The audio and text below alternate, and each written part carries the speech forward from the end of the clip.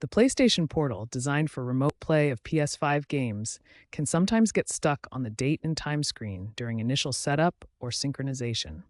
This issue primarily arises from discrepancies in system clocks, network connectivity problems, or outdated firmware. To resolve this, first verify that your PS5 is connected to the internet and that its date and time settings are accurate. Navigate to Settings, System, Date and Time set using Internet. Ensure the time zone is correct. A stable internet connection is crucial for the portal to synchronize with the PS5.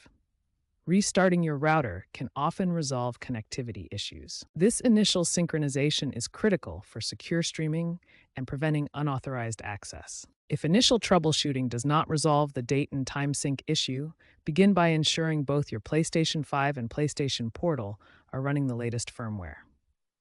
Updates frequently include fixes for synchronization anomalies. Power cycling both devices can resolve persistent issues. Turn off your PlayStation 5 and Portal, unplug them for 30 seconds, and then restart them to clear cached data and force a resynchronization. For advanced solutions, try manual synchronization. Access the Portal's settings to force a sync, or use the PlayStation app on your smartphone to establish the connection between devices. If synchronization issues continue, contact Sony customer support for remote diagnostics. Their team can provide specialized guidance to resolve the issue. To prevent persistent sync errors, adopt best practices such as maintaining updated firmware on both devices and regularly verifying that the date and time settings on your PlayStation 5 are accurate.